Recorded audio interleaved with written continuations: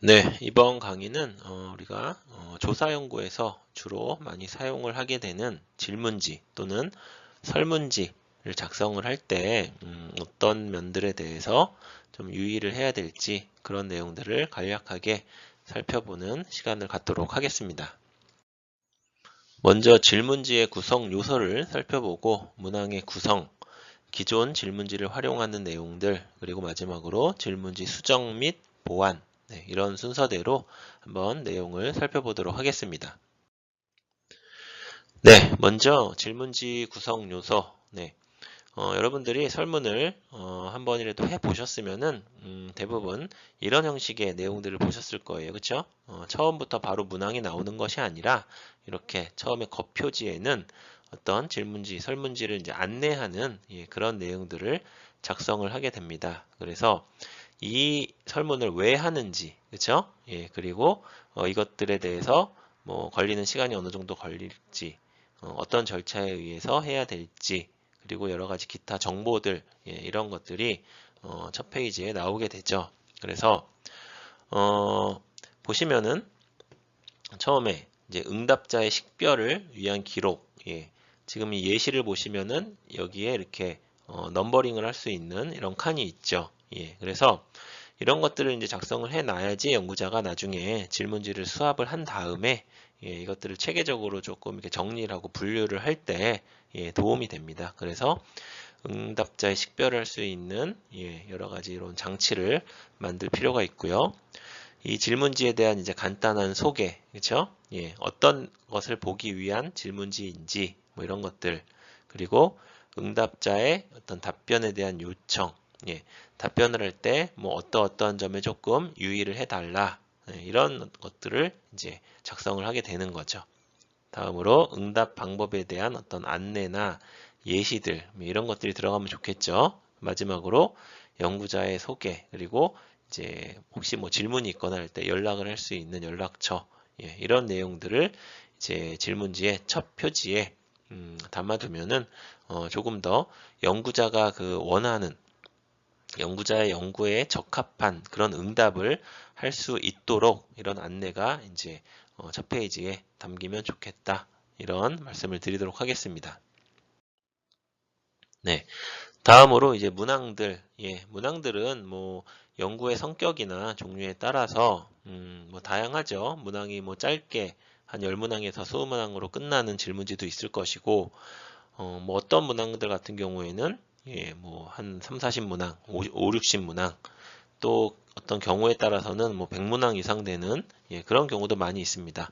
그래서 가능하면은 사실 여러분들 그 우리가 설문을 진행을 할 때 설문을 응답하는 사람들이 다 이렇게 정성껏 해주지 않는 경우도 많이 있잖아요. 그렇죠? 특히 문항이 길어지면 길어질수록 응답의 질이 떨어질 확률이 많이 있습니다. 그렇죠? 그렇기 때문에 연구자는 사실 욕심이 있어요. 연구자 같은 경우에는 가능하면 다양한 문항, 많은 문항을 이제 질문지에 포함을 해서 그런 내용들을 받고 싶은 그런 욕심은 있지만 문항이 예, 계속 늘어나다 보면은 응답을 하는 사람들이 좀 뭐 피로하다든가 그쵸? 좀 지겹거나 그럴 수 있기 때문에 적절한 수의 문항을 담을 필요가 있다. 연구자의 연구를 진행을 할 때 꼭 필요한 예, 그런 문항들 위주로 질문지를 구성할 필요가 있고요. 여기에서 예시를 보시면은 일단 예, 그 설문지 그 초반부에는 어떤 배경 변수들, 그쵸?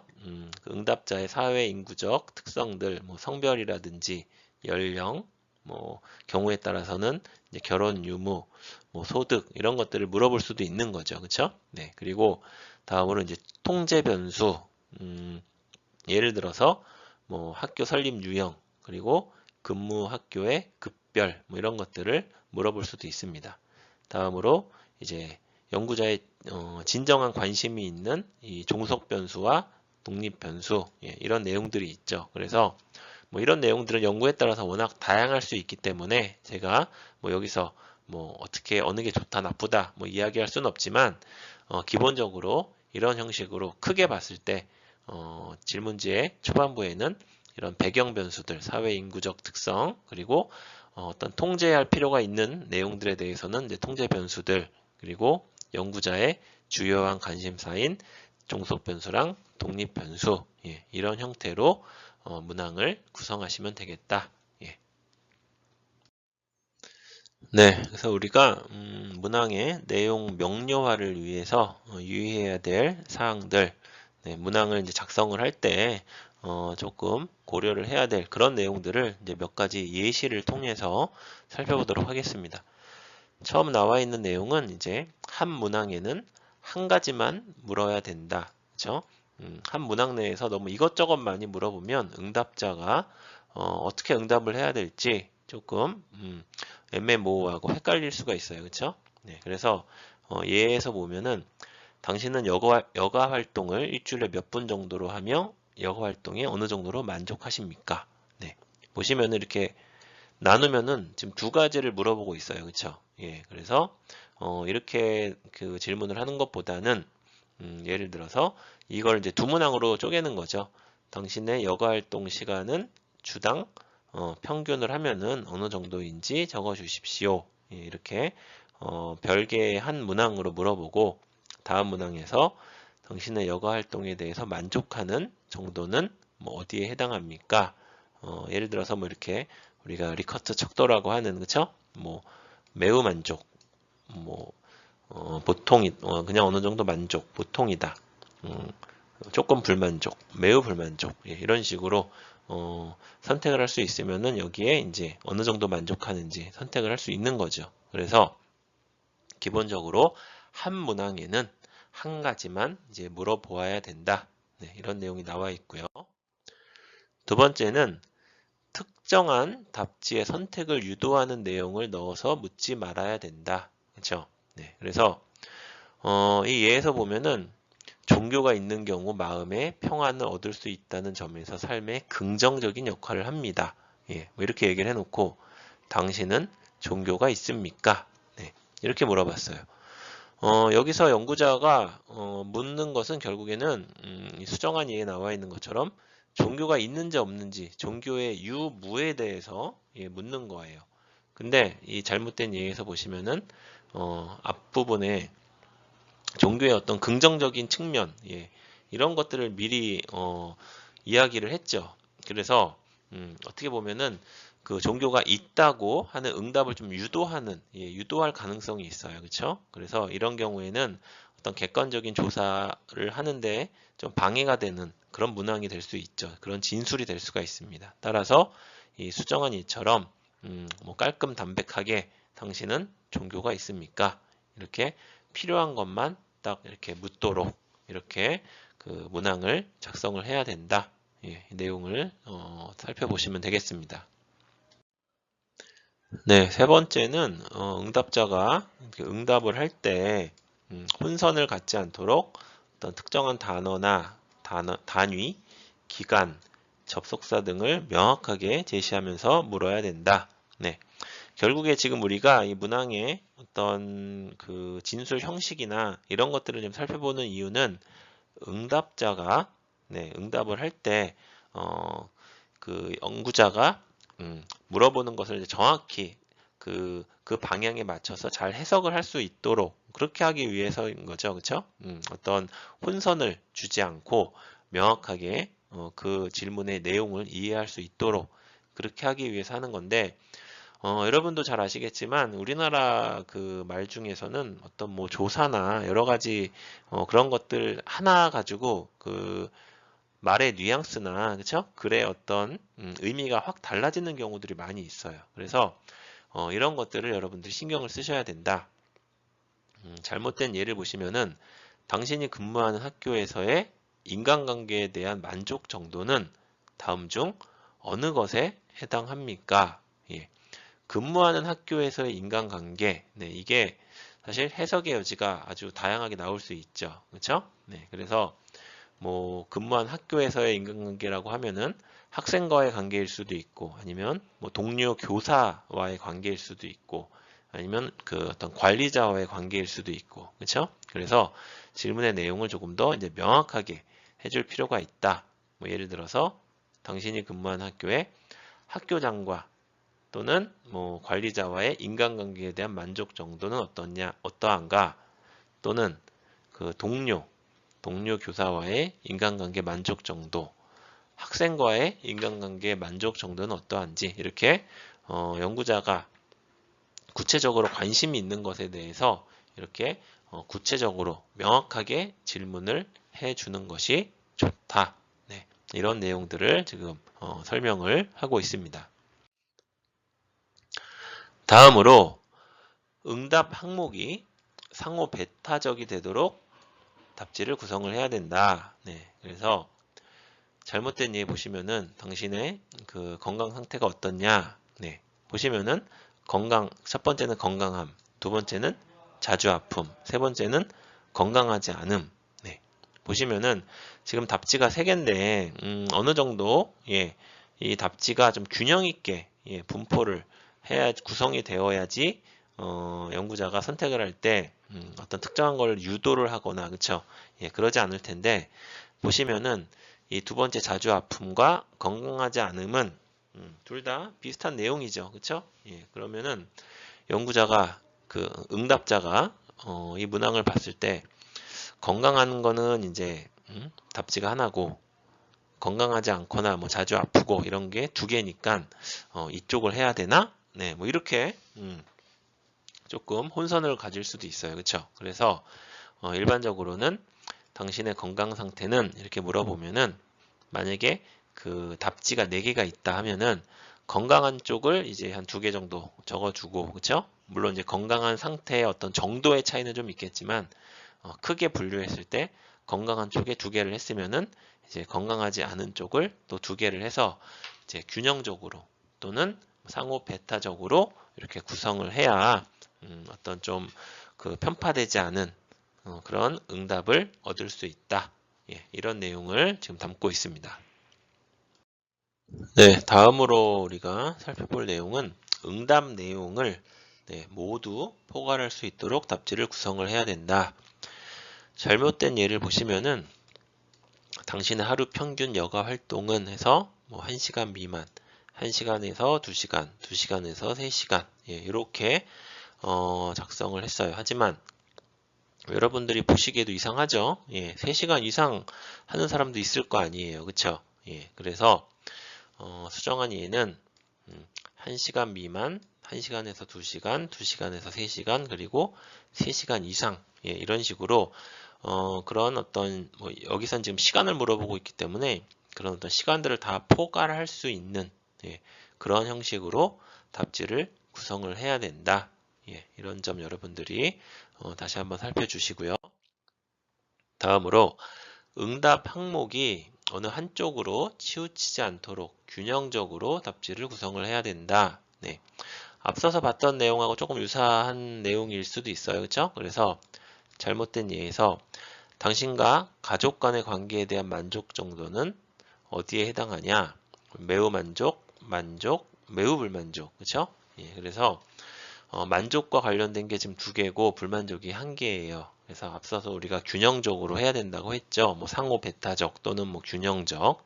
그래서 수정한 예를 보시면은 가족 간의 만족 정도 보시면은 뭐 매우 만족, 대체로 만족, 대체로 불만족, 매우 불만족 이런 식으로 만족과 관련된 것이 2개, 불만족과 관련된 것이 2개 이런 식으로 어느 정도 이제 균형을 잡힐 수 있도록 이렇게 구성을 해야 된다.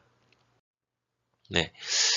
우리가 이제 문항의 이제 종류를 한번 살펴보면은 응답 방식에 따라서 문항의 그 양식을 문항의 형식을 다양하게 구성을 할 수가 있습니다. 보시면은 처음에 개방형 문항 예를 들어서 당신의 평균 여가 활동 시간을 직접 적어 주십시오. 그리고 당신의 올해 나이를 만으로 적어 주십시오. 직접 적는 거죠. 태어난 연도를 적어 주십시오. 몇 년 몇 월. 그렇죠? 그래서 이렇게 개방형 문항으로 물어보면은 어떻게 보면은 조금 더 이제 자세하게 구체적으로 물어볼 수 있는 그런 세부적인 정보를 얻을 수 있다는 장점이 있어요. 그렇죠?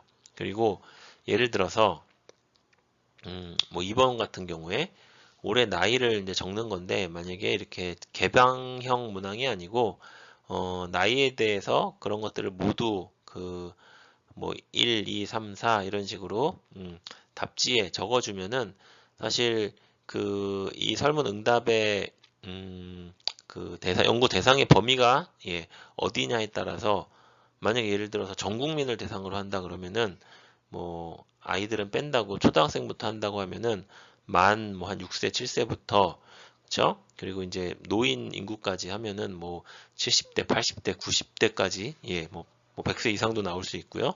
그러면 너무 이 질문지에 적어놔야 될 그 보기들이 너무 많죠. 그렇기 때문에 이런 내용들은 이렇게 개방형으로 하는 것이 더 명확하고 더 자세한 정보를 얻을 수 있다.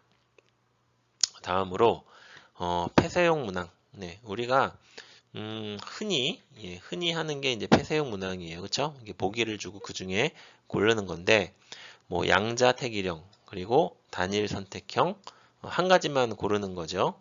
그리고 다항 선택형 보기가 있으면 그 중에서 뭐 해당되는 것을 모두 고르시오. 뭐 이런 식으로 질문을 할 수가 있죠. 그래서 이런 것들 이러한 다양한 형태로 문항을 구성을 할 수 있다. 이런 내용들 살펴보시기 바랍니다. 다음으로 문항의 배치 방식을 고려한 문항의 종류 살펴보시면은 첫 번째로 나온 게 이제 단독형 문항이죠. 단독형 문항이라는 거는 여러분들이 가장 일반적으로 볼 수 있는 문항 어떤 종류다. 그래서 한 개의 질문에 한 개의 내용을 이제 담고 있는 거죠. 당신이 현재 근무하는 학교 급은에서 이렇게 나와 있고 2번 같은 경우 당신이 근무한 학교에서 학생과의 관계에 대해서 만족하는 정도는 어느 것에 해당하느냐 이런 식으로 여러분들이 가장 일반적으로 볼 수 있는 그러한 어떤 문항의 형식이다 보실 수 있고요. 다음으로 조건부 문항 그렇죠? 네, 그래서 이 앞선 문항에 따라서 응답에 따라서 이제 다음 문항이 달라지는 거죠. 예를 들어서 당신은 종교가 있습니까? 그래서 종교가 있다고 응답한 사람은 그 다음 문항 1-1로 가는 거고 종교가 없다고 하는 사람은 이제 1-1 문항을 할 필요가 없이 2번 문항으로 이렇게 바로 가는 거죠. 그렇죠? 네, 그래서 이런 형식으로 그 앞선 문항의 응답의 어떤 결과에 따라서 이제 그 다음 문항이 달라지는 이런 형식을 우리가 조건부 문항이다. 이렇게 볼 수가 있습니다. 다음에 나와 있는 문항 형식은 행렬식, 행렬식으로 이런 것들은 그 예에 나와 있는 것처럼 당신과 학교 구성원과의 인간관계를 나타낸 것이다. 인간관계별로 얼마나 만족하는지 평가하여 가장 가까운 곳에 체크를 해달라. 보시면은 인간관계, 학교에서의 인간관계라는 그 큰 테두리는 이제 같아요. 그쵸? 그런데 1번 문항은 이제 교장과의 인간관계, 2번은 동료 교사와의 인간관계, 3번은 학생과의 인간관계예요. 그쵸? 그래서 이러한 그 행렬식 문항은 이 어떤 전체적인 우리가 아까 여기서 예에서 본 거는 이제 학교에서의 인간관계라는 그 큰 그 주제 범위는 이제 다 같은데 거기서 이제 세부적인 내용들이 조금씩 다른 거죠. 그래서 이렇게 하나로 이렇게 묶을 수 있을 때 그리고 이 매우 만족, 대체로 만족, 대체로 불만족, 매우 불만족 이 범위는 이제 다 똑같은 거예요. 그렇죠? 응답의 어떤 범위는. 그래서 이런 경우에는 여러분들이 이렇게 행렬식으로 제시를 해주는 것이 응답자가 훨씬 응답을 할 때 손쉽게 할 수 있는 그런 장점이 있죠. 그리고 질문지가 조금 더 이제 짧아지는 그런 장점도 있고 그래서 이렇게 유사한 내용, 묶을 수 있는 내용들은 이런 식으로 묶어가지고 행렬식으로 제시를 하는 것이 조금 그 응답자의 응답 편의를 높일 수 있다. 그래서 여러분들이 행렬식 문항도 한번 살펴보시기를 바라겠습니다. 네, 다음으로 우리가 살펴볼 내용은 이제 문항의 형식과 관련한 권장사항에서 여러분들이 뭐 다들 아시는 내용들이에요. 그냥 다시 한번 점검하는 차원에서 간략하게 살펴보면은 기본적으로 짧고 명료한 문장으로 질문을 만드는 것이 좋다. 네. 앞서 말씀드린 것처럼 설문 문항이 뭐 아주 많아지는 경우도 있어요. 그렇죠? 그래서 응답하는 사람들은 문항이 길어지고 내용이 많아지면은 그 응답을 뭐 정석껏 하지 않을 그 가능성이 높아지죠. 그래서 연구자 입장에서는 어떻게 보면 연구자가 을이에요. 그렇죠? 그 응답하는 사람들이 정성껏 잘 응답을 해줘야 그 결과를 가지고 이제 연구를 진행을 할 텐데, 만약에 정말 대충 아무 생각 없이 그냥 대충 응답해서 주면은 그걸 가지고 연구를 했을 때 그 결과를 사실 신뢰하기가 어렵겠죠. 그렇기 때문에 그 응답을 하는 사람들이 많은 시간을 들이지 않고 그리고 어떤 연구자가 원하는 그런 어떤 상황 그런 걸 정확하게 이해를 하고 그 문항들에서 정성껏 그것들을 응답을 할 수 있는 환경을 만들어 주자는 거죠, 결국. 그래서 짧고 명료한 문장으로 만들어 주는 것이 좋다. 네. 마찬가지로 여기서 예에서도 첫 번째 예, 당신은 종교가 있습니까? 그냥 이렇게 물어보면 되지. 이걸 굳이 길게 물어볼 필요가 없어요. 그쵸? 네. 두 번째, 부정어가 있는 문장은 가능하면 피하는 것이 좋다. 그쵸? 네. 예를 들어서 교사의 행복감이 학생들에게 영향을 준다고 생각을 합니까? 네. 이렇게 물어보면 되지. 교사의 행복감이 학생들에게 영향을 주지 않는다고 생각합니까? 굳이 부정형 문항으로 물어볼 필요가 없죠. 문장도 괜히 길어지고 한번 이렇게 부정형으로 물어보면 응답자가 읽으면서 한 번 더 이렇게 뭐라 그래야 되죠? 좀 꼬아서 생각을 해야 되는 거죠. 그렇기 때문에 최대한 심플하게 명확하게 그 문장을 작성을 해서 그 제시해 주는 것이 좋다. 다음으로 응답자가 모르는 내용인 경우에 해당 내용을 조금 설명한 후에 질문하는 방식으로 문항을 구성할 수가 있다.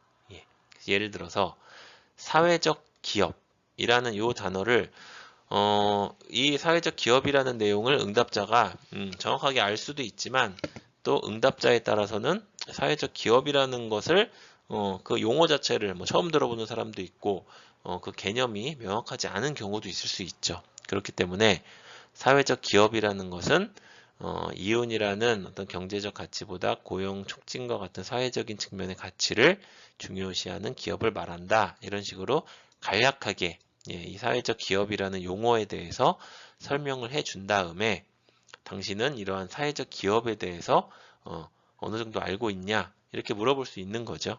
그래서 이렇게 조금 응답을 하는 사람들이 개념이 조금 헷갈리거나 아니면 좀 어려운 개념이 있을 때는 그것에 대해서 간략하게 설명을 해주는 그런 것들을 문항에 포함을 해주는 것이 좋다. 다음으로 문항의 내용이 응답자가 응답을 제공할 만한 것인지를 고려를 해야 된다. 그래서 특히 여기 예에 나와 있는 것처럼 당신의 뭐 재산, 월 평균 소득 이런 거는 어떻게 보면 좀 민감할 수 있어요. 그렇죠?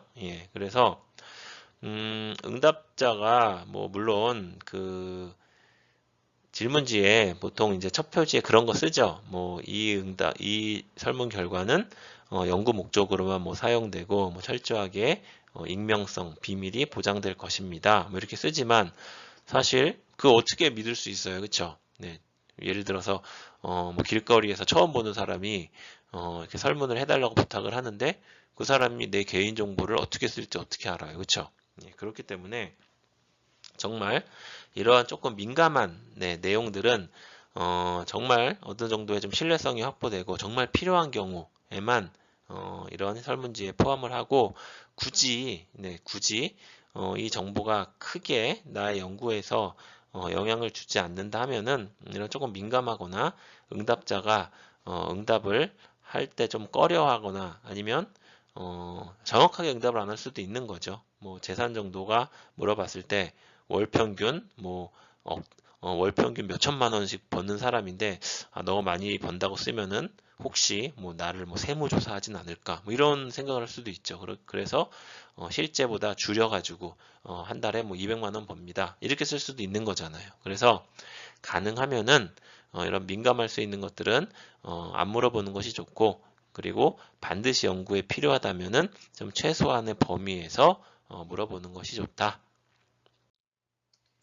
네, 그리고 이제 연결해서 이러한 민감한 내용들은 조금 직접적인 방식보다는 간접적인 방식으로 이제 질문을 할 수도 있다. 예를 들어서 당신은 담배를 피웁니까? 예, 청소년들을 대상으로 만약에 설문을 진행을 하는데 담배를 피느냐 이러면은 어, 만약에 담배를 흡연을 하는 학생이라고 하면은 이거 내가 이거 괜히 흡연한다고 했다가 응?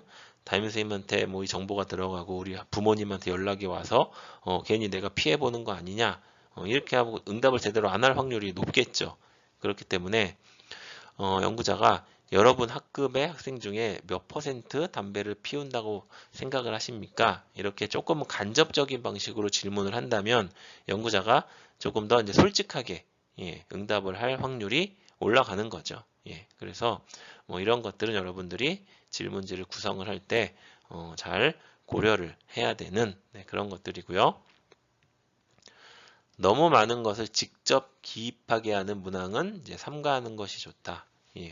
우리가 앞서서 개방형 문항 그리고 뭐 폐쇄형 문항 이런 내용들을 살펴봤는데 우리가 개방형 문항을 써서 얻는 이점도 있지만 이런 식으로 너무 이 문항 저 문항에 다 개방형 문항을 이렇게 쓰게 되면은 이것도 어떻게 보면은 그 응답자가 좀 귀찮아질 수 있는 거예요. 그렇죠?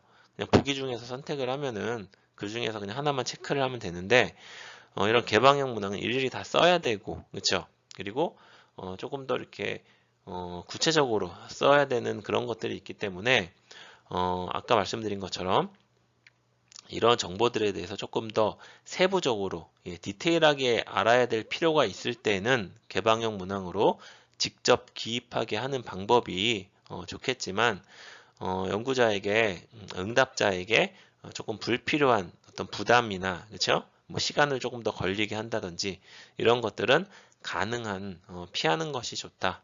그러한 어떤 관점에서 볼 때는 너무 많은 것을 직접 기입하게 하는 그런 문항들은 좋지 않다. 이렇게 보시면 되겠습니다.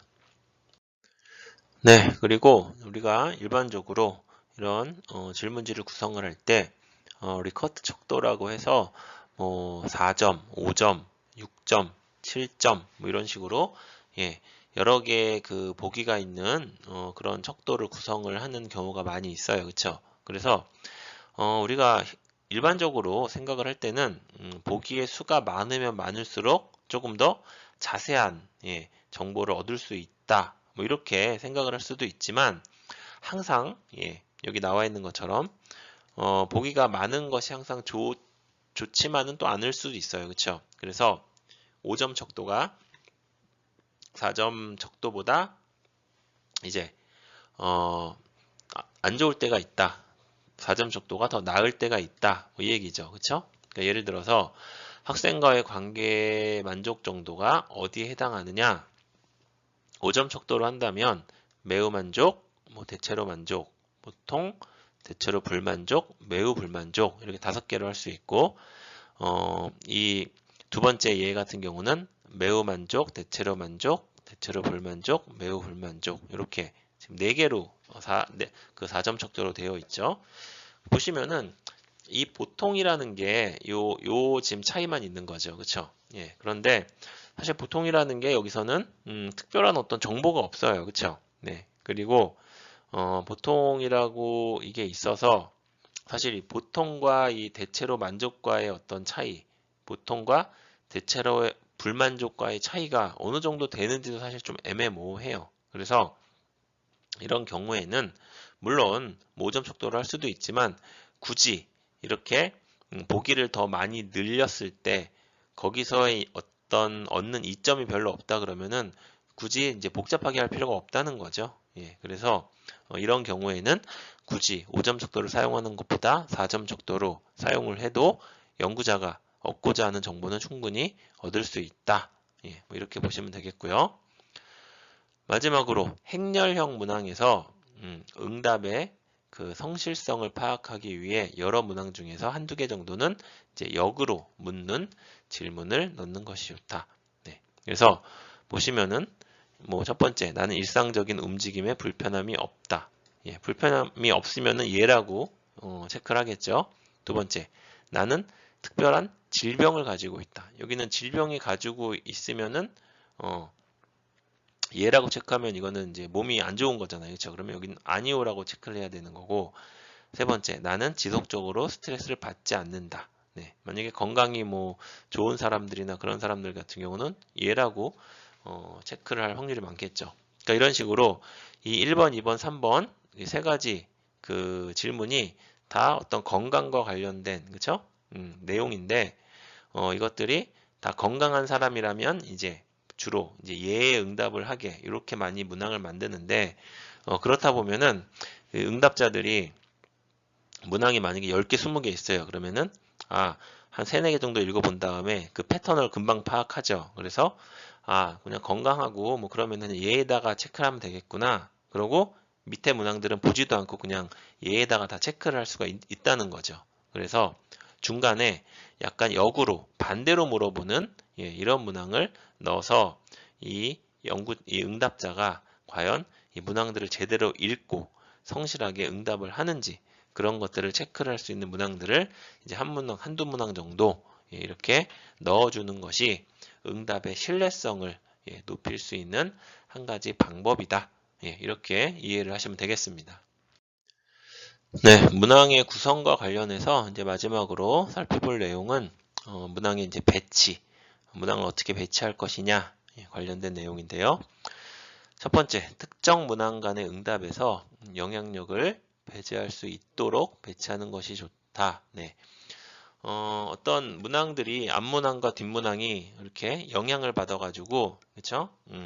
우리가 아까 그 조건형 문항 같은 경우는 이제 앞문항의 그 응답 결과에 따라서 이제 그 문항에 응답하는 순서가 이제 달라지거나 그 다음 문항에 이제 가는 방향이 달라지는 건데, 여기서는 지금 그 앞문항의 어떤 그 내용에 영향을 받아가지고 뒷문항에 또 그 응답에 영향을 준다는 거는 그 문항이 제대로 기능을 안 하고 있다고 볼 수도 있습니다. 그렇기 때문에 가능하면은 이제 특정 문항끼리 응답에서 만약에 영향을 줄 수 있다 그러면 두 문항을 붙여놓는 것보다는 조금 떨어뜨려 놓는 것이 문항 배치에서 좋다. 이렇게 보시면 되겠고요. 기본적으로 문항은 이제 논리적으로 배치를 하는 것이 좋다. 예. 너무 막 난잡하게 이 내용 나왔다, 저 내용 나왔다가 막 이렇게 하는 것보다는 그래도 어느 정도 이제 흐름이 있는 게 좋죠. 예. 다음으로 처음 부분에는 이제 쉽게 답할 수 있는 것을 배치하는 것이 좋다. 네, 처음부터 너무 복잡하거나 오래 생각해야 되거나 그런 문항이 나온다면 응답자가 처음에 몇 문항 하다가 아우 이거 너무 시간 많이 걸리겠네. 그냥 대충 해야겠다. 이렇게 할 확률이 많죠. 그렇죠? 그래서 가능하면 처음에는 좀 부담 없고 쉽게 답할 수 있는 그런 문항을 배치하는 것이 좋다. 다음에 개인의 사회 인구적 특성을 묻는 문항은 가능한 뒤에 배치하는 것이 좋다. 예, 뭐 이거는 앞에 배치하는 경우도 있고 뭐 뒤에 배치하는 경우도 있는데 뭐 뒤에 배치하는 것이 좋다고 하는 입장은 이것들은 어떻게 보면은 그 그 전체적인 내용과는 사실 어떻게 보면 관련이 없는 거예요. 그렇죠? 연구의 어떤 주제와 이런 것과 직접적인 관련이 있는 것이 아니기 때문에 그 뒤에 아무래도 질문지의 뒤로 갈수록 그 응답자의 집중도나 이런 것이 떨어질 확률이 많죠. 예, 그렇기 때문에 사실 개인의 사회 인구적 특성을 묻는 문항들은 좀 심플한 문항들이 많아요. 그렇죠? 뭐 나이를 물어본다든가 성별, 뭐 아니면은 뭐 결혼 유무, 그렇죠? 뭐 등등등 이런 것들은 그 응답자가 많이 생각하지 않아도 그냥 쉽게 응답할 수 있는 내용들이에요. 그렇죠? 그래서 가능하면 이런 것들은 이렇게 부담이 너무 없고 이런 것들은 이제 뒤로 가는 것이 응답자가 연구자가 진정으로 집중해야 되는 그런 문항들에 대해서 조금 더 집중할 수 있도록 그런 차원에서 이제 뒤에 배치하는 것이 좋다. 뭐 이렇게 이야기를 하고요. 질문지의 양이 많다면 질문지의 양이 좀 적어 보이도록 배치하는 방법을 고려한다. 예, 앞서서 우리가 그 행렬식, 행렬식 그 얘기를 하면서 조금 큰 테두리, 큰 범주에서 봤을 때 유사한 문항들은 그런 행렬식으로 표로 묶어가지고 그렇게 편집을 해서 제시를 하는 것이 응답자가 봤을 때 문항이 너무 많아 보이지 않고 그리고 그 응답을 하는데 조금 부담을 조금이라도 덜 수 있는 방법이다. 그렇게 말씀을 드렸습니다. 그리고 이 내용도 뭐 비슷한 내용이죠. 질문지의 양이 많다면 연구자가 진짜 중요하게 생각하는 문항은 중간 이전에 배치를 하는 것이 좋다. 예, 뒤로 갈수록 집중력이 떨어질 확률이 많기 때문에 가능하면 중간 이전에 핵심 문항들을 배치를 하는 것이 좋다. 예, 이런 내용들 여러분들이 챙겨보시면 되겠습니다. 네, 그리고 여러분들이 이제 이런 설문지 개발을 하는 과정에서 많이 이제 고민을 하는 그런 내용 중에 하나가 이제 기존에 나의 어떤 연구와 유사한 유사한 내용을 담고 있는 그런 질문지들을 내가 그냥 그대로 가져다가 써도 되는지 그런 것들에 대해서 조금 이렇게 고민을 하시는 그런 경우들을 많이 봤습니다. 그래서 일단은 여러분들 뭐 많이 경험을 해보셨겠지만 정말 뭐 맨 땅에서 뭔가를 새롭게 만드는 거는 사실 쉽진 않아요. 그쵸? 뭐 어떤 분야, 어떤 내용이 됐던 간에. 그래서 기본적으로는 기존에 해왔던 것들, 기존 선행 연구들이나 여러 가지 뭐 질문지도 마찬가지죠. 기존 여러 연구에서 사용을 했던 그런 것들을 먼저 한번 파악을 해 보시고 나의 연구 내용과 이 내용이 상당히 유사하고 이 질문지를 사용하면은 내가 원하는 그런 내용들을 획득할 수 있겠다. 그런 판단이 든다면은 기존의 질문지를 사용을 하는 것도 한 가지 방법이 될 수 있습니다. 그래서 일단은 처음으로는 기존 질문지들을 이제 파악을 해야겠죠. 그렇죠? 그래서 가능하면은 기존 질문지를 파악할 때 여러분들이 어떤 연구의 퀄리티나 이런 걸 좀 살펴볼 필요가 있어요. 뭐 같은 어떤 질문지라도 그 어떤 연구, 어떤 그 학술지에 실린 그런 내용들이 이제 이런 것들을 좀 파악을 해서 조금 뭐 수준이 조금 떨어지는 그런 것들을 사용하는 것보다는 가능하면은 이제 표준화된 질문지, 표준화되었다는 거는 표준화된 어떤 이런 것들을 만들기 위해서는 사실 많은 전문가들 또는 많은 사람들, 많은 시간을 들여가지고 하는 경우가 많습니다. 그래서 일반적으로는 이 표준화된 질문지들은 좀 퀄리티가 높을 확률이 많고요. 그리고 앞서서 봤던 우리가 그 국가연구기관 등에서 개발한 그 보고서에 들어가 있는 여러 가지 질문지들 그리고 주요 논문들, 주요 논문이라는 건 이제 조금 어느 정도 인정받은 학술지들, 그쵸? 좀 수준 있는 그런 그 학술지들에서 이제 그 활용된, 인정된 질문지들, 이런 것들 같은 경우에는 여러분들이 뭐 큰 의심 없이, 물론 여러분들 연구와의 적합성이 뭐 가장 중요할 수 있겠지만 이런 것들은 어느 정도의 신뢰성을 이제 담보할 수 있는 그런 질문지가 될 확률이 높기 때문에 가능하면은 이런 것들 위주로 여러분들이 파악을 하는 것이 좋겠다. 이렇게 보실 수가 있고요.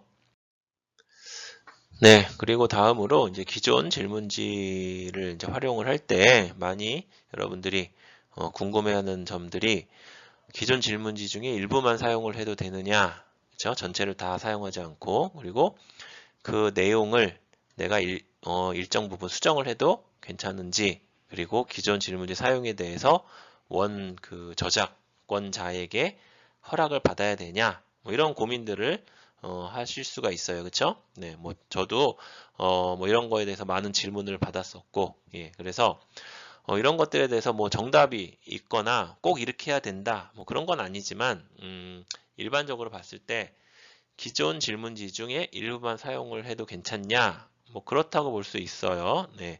왜냐면은 연구자가 연구를 진행을 할 때 기존의 질문지와 나의 연구 상황이 100%꼭 일치하지 한 경우는 거의 없을 거예요. 그렇죠? 뭐 한 7, 80% 유사는 할 수 있지만 이게 100% 완전히 똑같은 경우는 거의 없기 때문에 가능하면은 그 중에 나의 어떤 연구 상황이나 연구 뭐 주제, 목적과 완전히 거의 일치를 하는 경우는 그 문항들을 사용을 하지만 그렇지 않는 경우는 이제 사용을 하지 않는 것이 좋고요.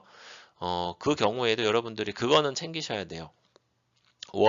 그 질문지가 그 전체 문항들이 그 기능을 하는 것들이 다 있을 거예요. 그렇죠? 그래서 그런 것들을 여러분들이 잘 상세하게 파악을 해서 각 문항들이 어떤 의미가 있고 거기서 얻고자 하는 정보가 무엇인지 이런 것들을 상세하게 파악을 하셔야지 그것들에 대해서 여러분들이 어느 정도 어느 문항은 사용하고 사용하지 않고 이런 거를 이제 정확하게 판단을 내릴 수가 있다는 거죠. 예.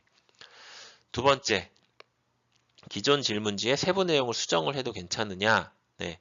수정하는 그런 논문들이 많이 있습니다. 그쵸? 가능하면은 수정을 안 하는 게 좋긴 해요. 그쵸? 왜냐면은 그 각각의 질문지들의 문항들의 어떤 각 단어들 이런 것들이 그 원래 개발한 원작자가 어떤 의미나 이런 것들을 담고 그런 것들에 대해서 아주 뭐 신중하게 고른 그런 단어들이기 때문에 그것들을 자칫해서 내가 그거를 수정을 했을 때 원래의 의미와 좀 달라질 수도 있는 거예요. 그렇죠? 예, 그렇기 때문에 이 부분은 좀 신중을 해야겠지만 연구자가 나의 연구 상황과 그 원래 기존 질문지가 이 부분이 약간 다르기 때문에 이 부분은 조금 수정을 해야겠다 하면은 그것들은 조금 이제 많은 연구와 조금 고민을 해 보신 다음에 일부 수정을 하는 것은 뭐 가능하다 이렇게 말씀드릴 수 있고요. 세 번째, 기존 질문지 사용에 대해서 허락을 받아야 되냐? 일반적으로 학술지나 그쵸? 예, 이런데 리포트된 그런 질문지들은 여러분들이 사용하실 수 있어요. 그쵸? 다만 원작자는 원출처는 반드시 밝히셔야 되죠. 예, 그래서 그런 경우에는 뭐 따로 허락을 받아야 될 필요는 없는데 이것도 여러 가지 그런 뭐 검사지나 그쵸? 질문지들이 상업적으로 사용되는 경우도 있어요. 여러 뭐 교육 관련 회사나 뭐 단체나 이런 데서도 그런 질문지나 이런 거를 개발을 해서 사용하는 경우도 있기 때문에 그런 경우에는 어떤 저작권 관련해서 조금 엄격하게 적용을 하는 경우들이 있습니다. 그래서 그런 것들을 여러분들이 확인을 해 보시고 만약에 그렇게 좀 상업적으로 이용이 되거나 그 원 저작자가 그것을 사용을 하는 것을 원치 않는다. 그런 어떤 명확한 내용이 있다 그러면 그 경우에는 이제 사용을 하지 않아야 된다. 예, 이 정도로 여러분들이 이해를 하시면 되겠습니다. 네, 마지막 내용. 네.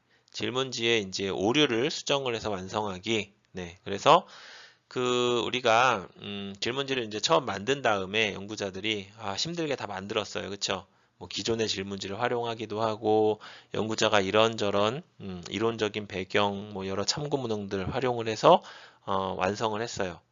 그렇다고 한번 완성을 한 질문지가 최종 질문지가 되는 건 아니죠. 그쵸? 그래서 그것들에 대해서 이제 수정을 해야 돼요. 수정을 해야 되고 그때는 해당 내용 전문가의 이제 자문을 통해서 질문지를 수정을 하고요. 그리고 이제 예비조사, 파일럿 테스트를 통해 가지고 연구자가 처음 의도했던 것과는 다른 방향으로 이제 응답자들이 해석을 할 수 있기 때문에 그런 것들을 파악을 하고 또 미리 예상치 못했던 여러 가지 오차, 오류의 그런 내용들이 있을 수 있기 때문에 이런 예비조사, 파일럿 테스트를 통해서 그 결과를 바탕으로 질문지를 수정을 할 필요가 있다. 이런 과정을 거쳐가지고 이제 최종 질문지를 완성할 필요가 있다. 이렇게 여러분들이 보시면 되겠습니다. 그래서 이번 강의는 조사 연구에서 주로 사용을 하는 질문지, 설문지를 작성을 할 때 어떤 점에 유의를 하셔가지고 설문지를 만드셔야 되는지 그런 내용들 위주로 강의를 진행을 했습니다. 수고하셨습니다.